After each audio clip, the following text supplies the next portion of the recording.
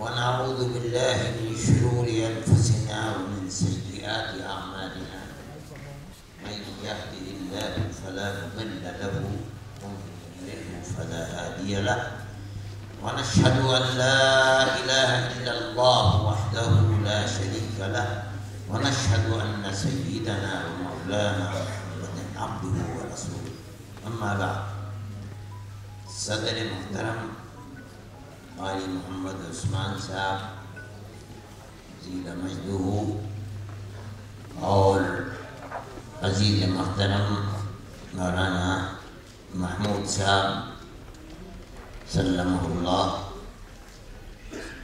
میرے محترم مہمانان گرامی، پاکستان سے آئے ہوئے معزز ارکان اور علماء کرام، جمعیت علماء ہند کے ورکرز،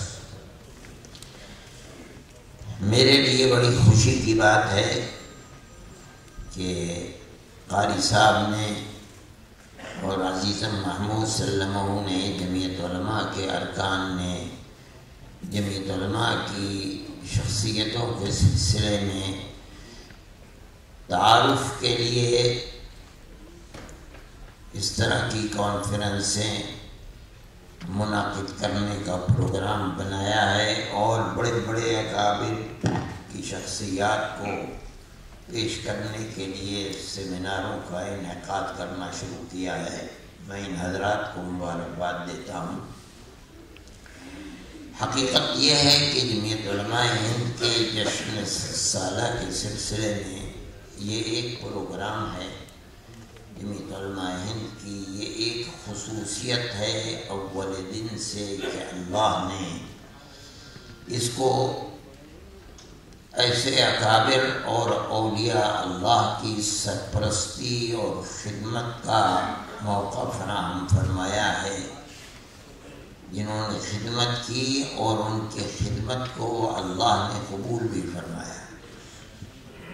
میں نہیں سمجھتا ہوں کہ ہندوستان کے اندر کوئی اور دوسری جماعت اس انداز کی ہے جس کو 100 سال کے اندر جس میں پیڑھیاں گزر گئیں، اس طریقے کے افراد ملے ہوں اور اللہ نے اس جماعت کو یہ کردار بھی دیا کہ آنے والے لوگ اپنے پہلے لوگوں کے نقش قدم کو یہ سمجھ کر کے کہ یہی راستہ مقصد اور منزل تک پہنچنے کا راستہ ہے، برابر انجام دیتے چلے آئے ہوں۔ میں یہ سمجھتا ہوں کہ جمعیت علماء کی یہ ایک خصوصیت ہے۔ حضرت مولانا ابو المحاسن سجاد صاحب رحمۃ اللہ علیہ کی شخصیت میں نے ان کو نہیں دیکھا، بلکہ میری پیدائش سے 1 سال یا چند ماہ پہلے حضرت مولانا مرحوم اس دنیا سے تشریف لے گئے تھے، لیکن میں نے مولانا محمد میاں صاحب رحمۃ اللہ علیہ کو دیکھا۔ یہ دونوں حضرات سید خاندان سے تعلق رکھنے والے تھے۔ اللہ نے ان دونوں کو علم و عمل کے سلسلے میں اور خاص طریقے پر سیاسی بصیرت کے سلسلے میں ایسا کمال عطا فرمایا تھا کہ کم لوگوں کو اس طرح کا کمال اللہ کی طرف سے میسر ہوا ہے۔ میں نے اپنے بزرگوں سے حضرت مولانا ابو المحاسن صاحب سجاد رحمۃ اللہ علیہ کے سلسلے میں یہ سنا ہے کہ اللہ نے ان کو جو ذہن ثاقب اور سوچ سمجھ کی صلاحیت عطا فرمائی تھی وہ ایسی قانونی تھی کہ بڑے اچھے قانون دان لوگ ان سے مشورہ لیتے تھے اور وہ صحیح مشورہ لیا کرتے تھے۔ میں نہیں سمجھتا تھا کہ مذہبی اعتبار سے بھی مولانا کا علمی مقام ہے، میں نہیں جانتا تھا کہ میں نے مولانا کی زندگی کو دیکھا نہیں، لیکن میرے سامنے حضرت مولانا حفظ الرحمان صاحب رحمۃ اللہ علیہ نے جو ان کی انتقال کے اوپر کلمات لکھے ہیں، ان میں میری آنکھیں کھلی کہ بعض مواقع کے اوپر ان کی گفتگو کو سن کر حضرت انور شاہ صاحب کشمیری رحمۃ اللہ علیہ نے یہ فرمایا کہ یہ انسان فقیہ فی النفس ہے. مجھے حیرت ہو گئی. حضرت شاہ صاحب رحمۃ اللہ علیہ کسی شخصیت کے بارے میں یہ فرمایا کہ یہ انسان فقیہ فی النفس ہے. اللہ تعالی فقہ کی حکمت اور گہرائیوں تک اس کے دماغ کو پہنچاتا ہے. یہاں عام فقہا کا دماغ نہیں پہنچ پاتا. یہ حضرت شاہ صاحب رحمۃ اللہ علیہ کی زبان سے نکلے ہوئے کلمات بڑے اہم اور بامعنی کلمات ہیں. ہم اپنے اس ماحول کے اندر جو ہمارا دارالعلوم دیوبند کا ایک ماحول ہے، ہم فقیہ فی النفس نمبر اول پر حضرت گنگوہی رحمۃ اللہ علیہ کو مانتے ہیں، اور اس کے بعد حضرت شیخ الہند رحمۃ اللہ علیہ کے تلامذہ میں حضرت مفتی کفایت اللہ صاحب رحمۃ اللہ علیہ کے بارے میں ہم نے سنا. میں نے یہ بات کبھی نہیں سنی تھی، لیکن حضرت شاہ صاحب رحمۃ اللہ علیہ کے یہ کلمات بڑے بامعنی ہیں. اور حضرت مولانا ابو المحاسن صاحب سجاد رحمۃ اللہ علیہ کی زندگی کا کیا مقام تھا، اس مقام کو ہمارے دل و دماغ کے اندر اعلیٰ ترین کرنے والے کلمات ہیں. میرے دل کے اندر ان کلمات کی بڑی قدر ہے، اور میں یہ سمجھتا ہوں کہ اللہ نے جمعیت علماء کو ہر زمانے میں جس طریقے کی شخصیات دی ہیں، ان کے اندر حضرت مولانا ابو المحاسن صاحب سجاد رحمۃ اللہ علیہ کا مقام بلند ہے. ابھی آپ حضرات نے سنا کہ جمعیت علماء کی اس تحریک اور اس سوچ اور وچار کے اندر جس ڈگر پر جمعیت علماء چل رہی ہے، ہم آج تک یہ سمجھتے تھے کہ یہ حضرت شیخ الہند رحمۃ اللہ علیہ کا دیا ہوا راستہ ہے.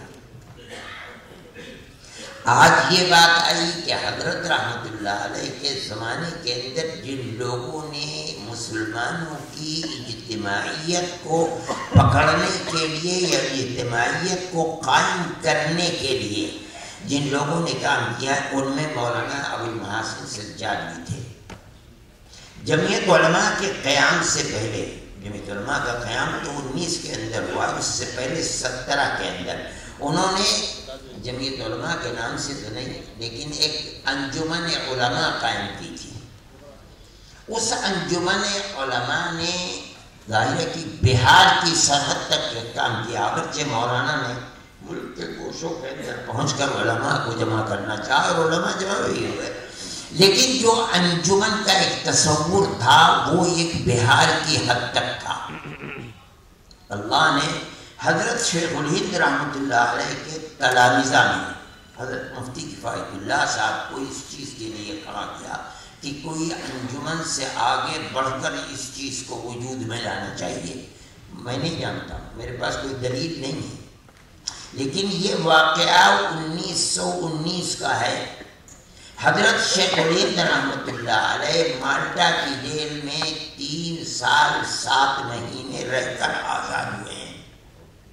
19 میں جمعیت علماء بنی اور 20 میں حضرت شیخ الہند رحمۃ اللہ علیہ اپنے شاگردوں کی جماعت کے ساتھ ہندوستان تشریف لے آئے. میرا دل یہ کہتا ہے کہ حضرت رحمۃ اللہ علیہ تو ان لوگوں میں ہیں کہ جن کا اٹھنا بیٹھنا کھانا پینا سونا جاگنا مرنا جینا یہ تمام کا تمام انگریز کی دشمنی اور اسلام کے بول کو بالا کرنے والا ہے. حضرت شیخ الہند رحمۃ اللہ علیہ کا کے خطوط آ رہے ہیں، رابطے ہیں. جیسے جیسے آزادی حضرت رحمۃ اللہ علیہ واپس آنے والے ہیں تو اب کسی پلیٹ فارم کی ضرورت ہے جس پر حضرت رحمۃ اللہ علیہ چل سکیں اور ان کے رفقائے کار چلیں انگریز سے ملک کو آزاد کرانے کے لیے. اب جیسے جیسے مولانا کے آنے کا وقت قریب ہو رہا ہے ان کے شاگردوں کو اس کی فکر ہے کہ مولانا کے لیے پلیٹ فارم کیا ہوگا. حضرت مفتی صاحب رحمۃ اللہ علیہ نے اس پلیٹ فارم کو امرتسر میں جا کر قائم کیا اور اس کے اندر مولانا ابو المحاسن سجاد بھی ہیں.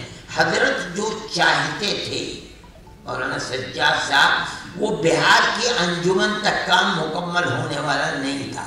اس کام کی تکمیل اب ہو رہی ہے امرتسر کے اندر.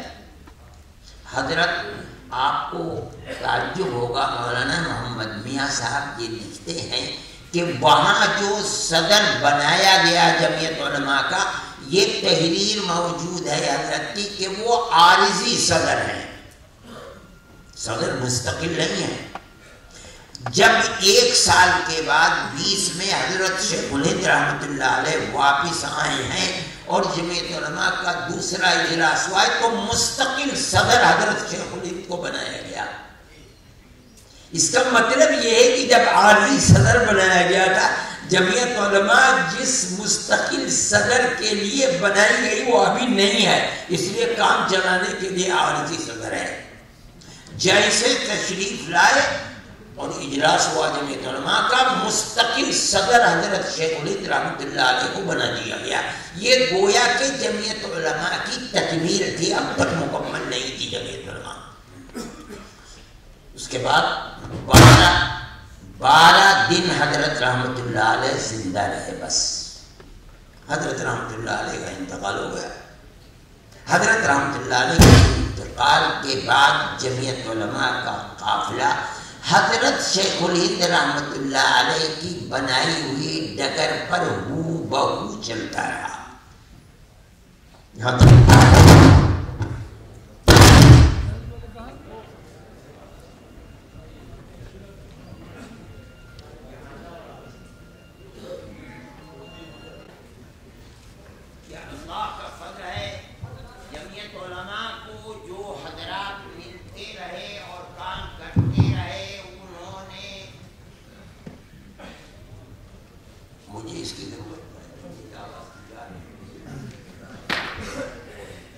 انہوں نے حضرت شیخ الہند رحمۃ اللہ علیہ کی ڈالی ہوئی ڈگر پر، جس کا مقصد یہ تھا کہ کچھ بھی ہو جائے ہمیں کسی سے سودا نہیں کرنا ہے تا آ کے انگریز منہ کالا کر کے ہندوستان سے چلا نہ جائے.